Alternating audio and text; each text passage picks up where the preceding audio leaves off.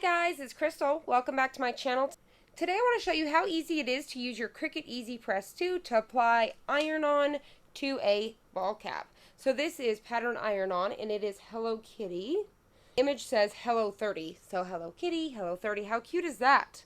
I love it. The pattern iron-on that I used is this one right here. It came in this Hello Kitty roll, which comes with 3 sheets, just like this. They are 12 by 17. I'm going to leave a link down below to where I purchased my hats. I'm not affiliated to them at all. This is where I purchased all my hats, shirts. Now, you could get them pretty much anywhere, but I'm just going to tell you where I get my stuff pretty cheap. Now, what we're going to do is I'm going to take and figure out exactly where I want this image to be on my hat. I'm going to use Cricut's heat-resistant tape. So I'm going to get 2 pieces here. I'm going to get this lined up where I want it.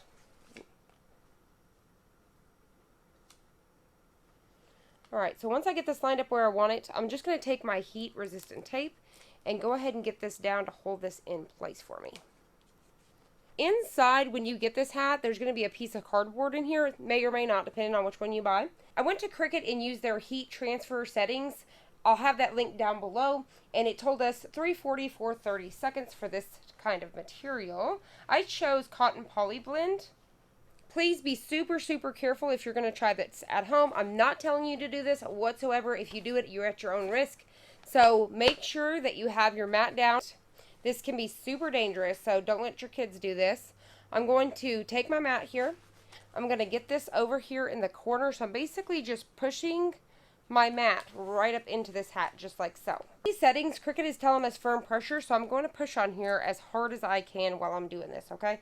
So now you can also take something round, like a bowl or something like that, to put underneath to keep your hand out from underneath it as well.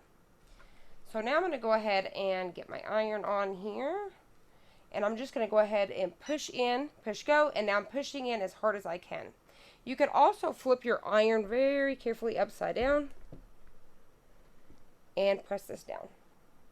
Like I said, be super careful. This is super dangerous. And flip it over.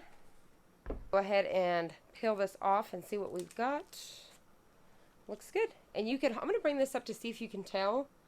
Hopefully you can pick up that texture. Do you see that texture? It's coming all the way through that heat transfer vinyl, which is amazing.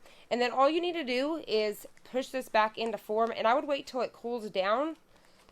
You could do it while it's warm, but not while it's super hot. And then just kind of put that back into place. But how cute is that? Hello 30 with Hello Kitty.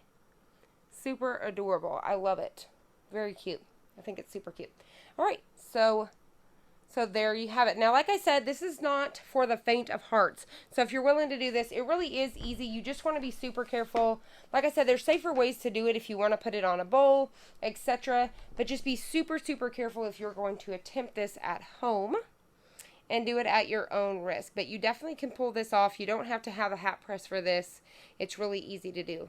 Also, if you're going to be doing this, I recommend that you use your 6x7 and not your bigger presses, because the more danger that you're posing with that big thing. But with something like this, you have a little bit more leverage. I could even have gotten the corner just like this, and I could have pushed on it just like so.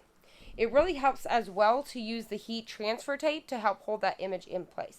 So I hope you guys enjoyed this. I hope you found it helpful. If you did, please hit the like button down below and subscribe. And I'll see you on the next one.